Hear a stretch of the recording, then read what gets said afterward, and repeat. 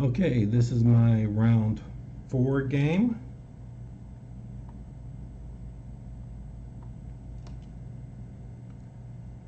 I, at this point in the tournament, have 1 bye, 1 loss, and 1 win.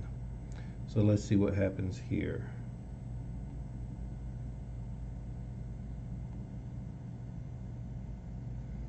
He started out with the B3. I responded with E5. Now I really wasn't too confident about this move order or this opening. I haven't seen it in such a long time. He attacks the pawn, I defend the pawn. Goes with E3. Now by fianchettoing his bishop, he developed the bishop so that the E3 move doesn't interfere with his mobility of the queenside bishop. I decided to just take the center. Pins my knight. I'm not too concerned about him exchanging that bishop for knight. It will give me the bishop pair, and as long as I'm able to open the position, I should have a very slight advantage. I used to always be concerned about having my pawns doubled. I no longer am concerned about it. Number one, you can come up with a series of moves to undouble your pawn if that's your focus, or you can just take advantage of the open file.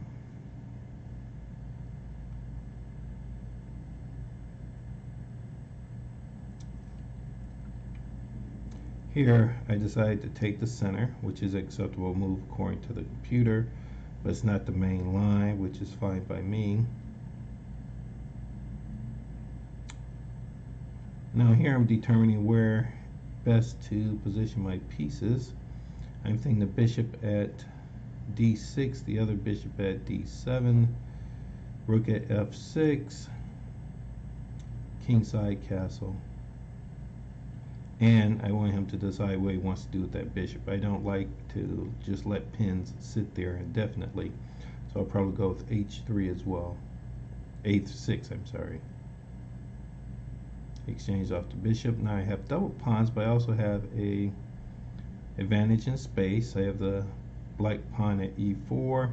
I have open file on, and I have an open B file. See if I can take advantage of it. He castles. Now right here, again, I'm thinking about the development that I've already decided on, and I'm also thinking attack. Both my bishops are pointing towards his king position. My king has not been castled, so I still have the rook on that side of the board. I have the knight on that side of the board, and the queen can transition to that side of the board. So I'm very interested in castling. I'm sorry, I'm very interested in attacking. Knight to F6. Okay, right here I see my opportunity to attack if he decides that he wants to be materialistic, which is what I've been trying to do. Exchange material for a more active position. Sometimes it works, sometimes it doesn't.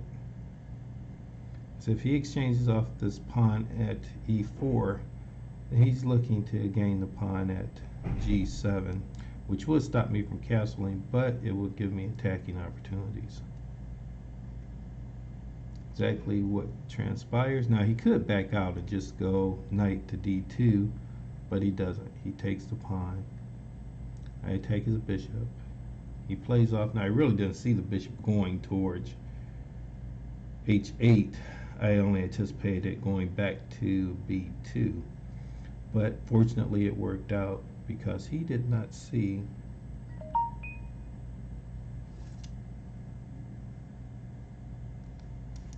my exchanging the bishop for the pawn at H7. And according to the computer, it's totally won if I play it right at this point. But I couldn't find it, so I played it adequately. Now the position that I wanted to do and what I really wanted to do in this position was sacrifice my rook for the pawn at G2. He would take back with the king.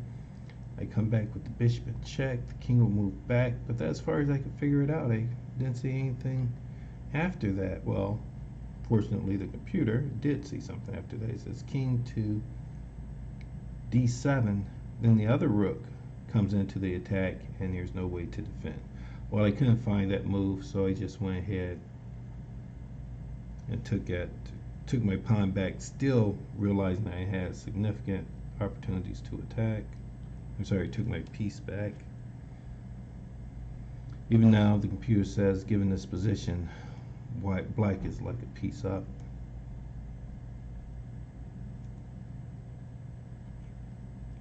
Another move that white did not see. He's trying to defend g2, but he didn't recognize that his queen was going to be trapped at this point.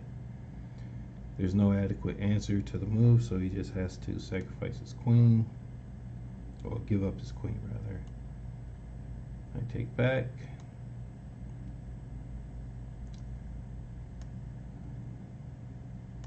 Takes the rook. Now I'm going to get a rook back, but of course the computer found something better.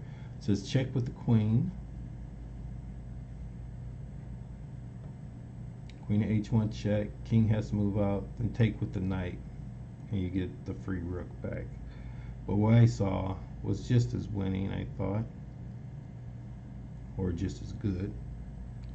I mean, one game is one game. I take his rook. He has to take back the knight. I attack with the queen. He steps up, even though I thought that would put up more resistance if he had stepped to e2. You'll know why in a moment. Here, and I'm threatening to win his other rook if he doesn't do anything about it. There's only one thing that he can do about it. Defend with the knight, so the queen can't go to b2, but the queen can't take off the pawn. Now after this, he also loses his knight. So at this point, my opponent actually resigned. Okay, so that was a nice quick game, and I think it's another feather in my hat for my new playing style that takes more risk.